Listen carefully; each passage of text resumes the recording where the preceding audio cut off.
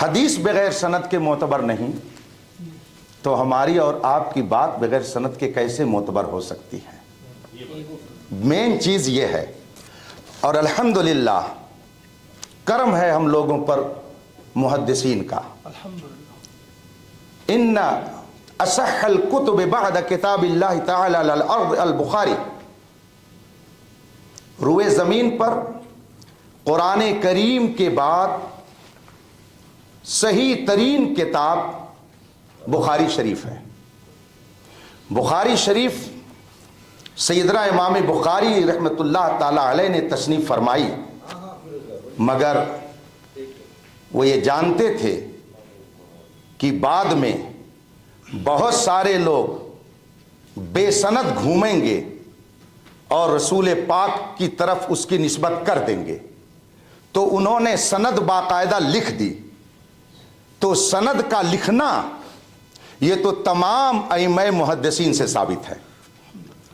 سند جو آپ فرما رہے ہیں حدثنا فلاں حدثنا فلاں حدثنا فلاں، اور پھر اس کے بعد میں قال ابو ہریرہ قال سعید الخدری قال فلاں قال فلاں، تو یہ سند انہوں نے جو لکھی ہے، سلسلہ روایات جو انہوں نے لکھا ہے، تو سند کا لکھنا اسی وقت رائج ہو گیا تھا تاکہ کوئی جھوٹا آدمی محدث بن کر رسول پاک کی طرف غلط حدیث منسوب نہ کر سکے.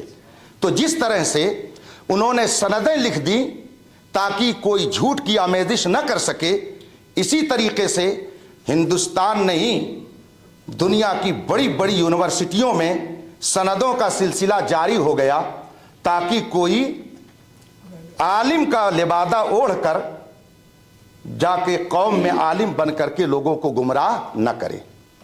اس لیے علت مشترکہ موجود ہے. اسی لیے ایک بہت عظیم الشان محدث نے فرمایا ہے لولا الاسناد لقال من قال ما شاء. اگر سند نہ ہوتی تو جو چاہتا جیسا چاہتا کہہ کر کے حضور کی حدیث بنا دیتا. یہ سند اسی لیے ہے اور محدثین نے اسی لیے لکھا ہے تاکہ جھوٹ کی آمیزش نہ ہو سکے. تو سندیں اسی لیے جاری ہوئیں تاکہ کوئی جعلی جو صرف حافظ اور صرف مولوی ہو، علامہ اور مفتی بن کر کے قوم کو گمراہ نہ کر سکے. تو وہاں بھی سند جو لکھی گئی کذب سے بچانے کے لیے، گمراہی سے بچانے کے لیے اور جھوٹ بولنے سے لوگوں کو روکنے کے لیے، اور یہ سندیں جو دی جا رہی ہیں یہ بھی اسی مقصد کے تحت تاکہ غیر عالم اپنے آپ کو عالم بنا کر قوم کے سامنے نہ پیش کر سکے.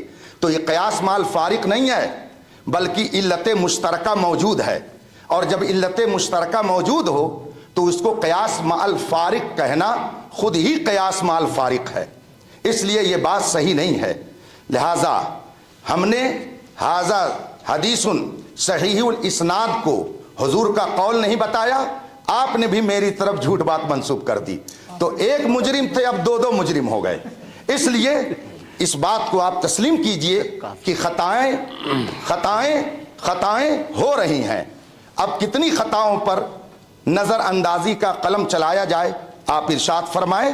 لیکن میں یہ چاہوں گا کہ آپ نے پہلے چونکہ کہا تھا کہ بجائے لمبی گفتگو کرنے کے جو مناظرہ کا موضوع ہے اور شرائط ہیں اس پر گفتگو ہو جائے، اس لیے میں گزارش کروں گا اپنی بات کو ختم کرتے ہوئے کہ آپ کی طرف سے چیلنج مناظرہ آیا تھا تو آپ اپنا موضوع مناظرہ متعین فرمائیں تاکہ گفتگو آگے بڑھائی جا سکے. جی قبلہ مفتی صاحب، میں یہاں پہ یہ نہیں سمجھ پایا کہ آپ یہ جو فرما رہے ہیں، یہ جو جس کو پڑھنے کے لیے آپ نے فرمایا تھا، مطلب آیا وہ حدیث ہے یا نہیں ہے؟ یہ اس کے تعلق سے کچھ تھوڑا ہاں یا نام ہے تو ارشاد فرما. جس کو پڑھنے کے لیے فرمایا تھا آپ نے کہ اس کو پڑھ دیجئے، وہ حدیث ہے یا نہیں؟ جواب میں بات آپ پوری کر لیں. اصل میں اصول مناظرہ یہ ہے کہ ایک آدمی اپنے وقت میں جب پوری بات کر دے تب اس کی ہر بات کا جواب دیا جائے. نہیں اس وقت میری اجازت ہے، میں اپنا وقت اپنے وقت میں نہیں وہ نہیں ہوتا ہے، آپ پوری بات کہہ لیجیے. لیکن اچھا کوئی بات نہیں، آپ ہی فرما رہے ہیں کہ گفتگو بڑھائی نہ جائے، تو میں نے اسی پر تو کہا کہ موضوع مناظرہ پر گفتگو کریں تاکہ بات آگے بڑھے. اتنی ساری باتیں آپ کی میں نے مان لی تو کم از کم اب تو آگے گفتگو شروع. بس آپ تو فرمایا، بس کہہ دیا آپ نے، چونکہ وقت میرا ہے، جس کی میں نے اجازت ہے وہ تو آپ نے نہیں فرمایا. جی آگے پڑھیں گے، لیکن جو مفتی صاحب نے کیا ہے کیا ہے، یہ آپ بار بار فرماتے ہیں کہ مناظرہ کیا ہے. توجہ المتخاصمین فی النسبۃ بین الشیئین اظہار للحق والصواب. دو کیا ہے فریق کا کسی ایک نسبت میں غور و خوض کرنا، یعنی توجہ دینا، مقصد کیا ہے؟ حق کو ظاہر کرنا. تو ہمارے سینے میں کہ کچھ کشادہ ہونی چاہیے.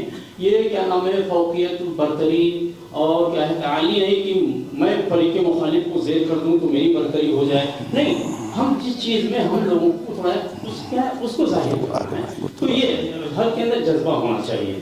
تو یہاں کیا نام ہے، اب وہی بات کہ آپ نے فرمایا تھا، آپ نے رسول اللہ صلی اللہ علیہ وآلہ وسلم کی طرف غلط بات منسوخ کیا ہے. تو میں نے عرض کیا مفتی صاحب، اسناد پڑھنے میں کون سی غلط بات منسوخ ہو جا رہی ہے؟